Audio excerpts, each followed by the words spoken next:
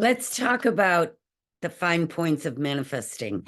You have to assume the attitude of the wish fulfilled, as Neville Goddard said in his books. That means you have to feel like you've already gotten what you desire. And you have to train yourself and discipline yourself to ignore what's happening in the three-dimensional world. If you focus on the end result that you want, the feeling that you'll have. Let me give you examples. Maybe you want a better home or a place to live, but the feeling that you want is what's key. Do you want to feel more secure? Do you want to feel more inspired, uplifted, happier, more joyful in a new environment? Same thing with a better career for yourself. If you want to feel better and feel like you've already gotten whatever that position is that you're looking for, or that type of career path. I've told you before, I looked in the mirror every morning and said, I love you. I really love you. I am powerful. I am a co-creator.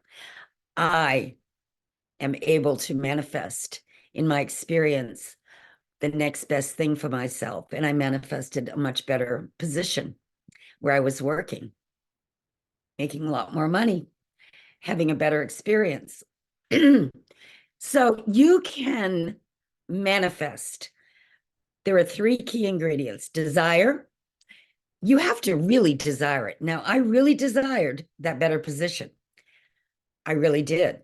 Every time I've moved, I've really desired the need to manifest a place to live. And I've lived all over the country. I lived in Hawaii, California, Chicago, New York, Boston, Massachusetts, down near the coast where I'm from. Right now I'm living in Rhode Island. And I have learned that whenever I had a strong desire, because I was either transferring or moving, or I needed to be in a certain location, the right place would show up. But I've also learned that when I go into that alpha level, when I'm falling asleep at night, and I make a mental video and feel like I'm in the video, not looking at myself in the video, but feeling like I'm looking out from the video, that's when the perfect situation shows up. My higher self knows how to go out, make the connections, find the right situations, the right people that can present the solution that I'm looking for in a very harmonious, natural, easy way. It's never stressful. It's always very, very, very natural. A lot of people don't like to move, but every time I move, I just put it out there that I need some moving angels to help me, and the right people show up, and everything works out very, very harmoniously.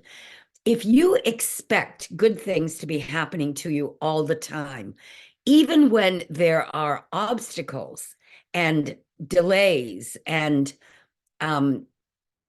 things that you have to work around in order to get to where you're going, you will realize that they're all operating for your good.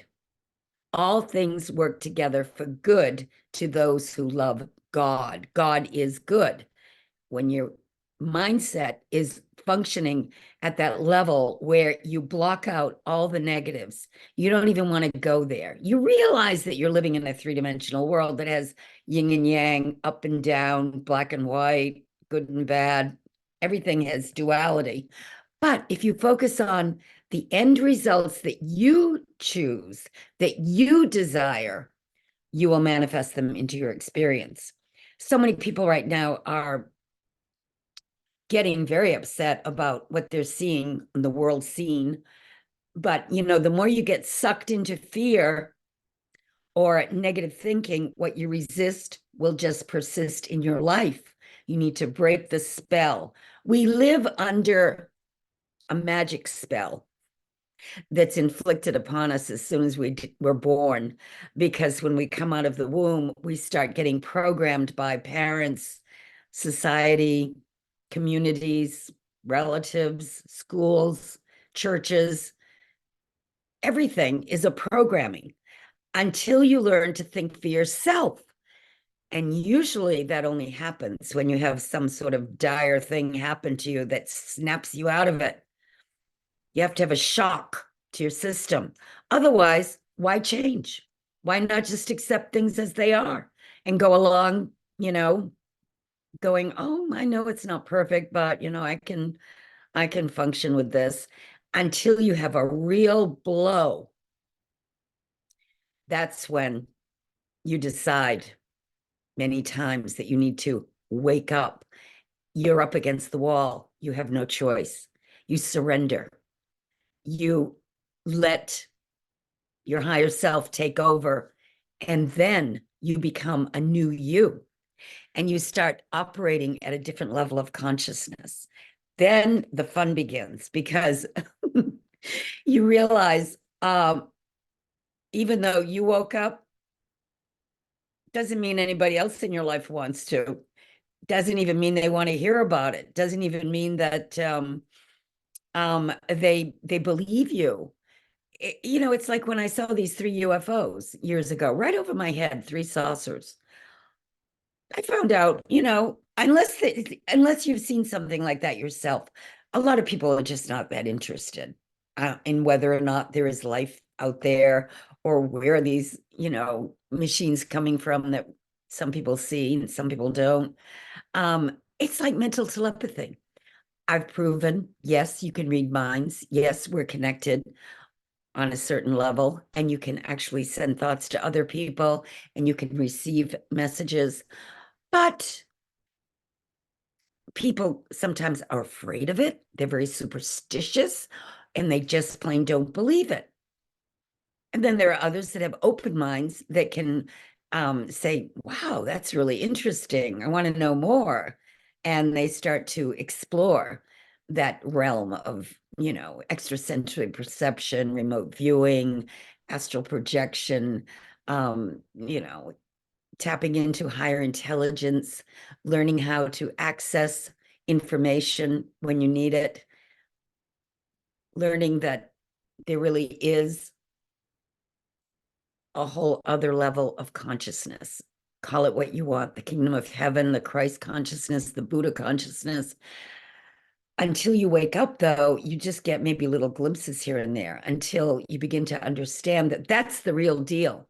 That's where you want to be most of the time. So you start to study it more in depth.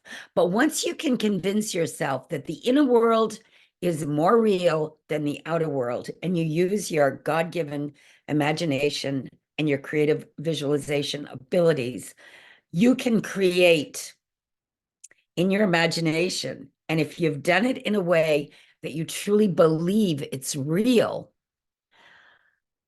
then it will manifest in your experience. I've proven it over and over and over again, and I continue to prove it, and it's fascinating. That's why I study everything. I don't care if it's Buddhism, esoteric Christianity. I joined the Rosicrucians. I dug deeply into the Christian Science teachings and the other New Thought religions, the Yogananda. He has a two-year program. I have dug into all of these things just to find out what the mystics have to say about consciousness. They all basically say the same thing. Once you wake up and you get to that level where you totally believe that you are a child of God and you have these supernatural powers, you can start to do some pretty amazing things. Go to my website, RebeccaTripp.com, and if you want to have a session, I'm always available.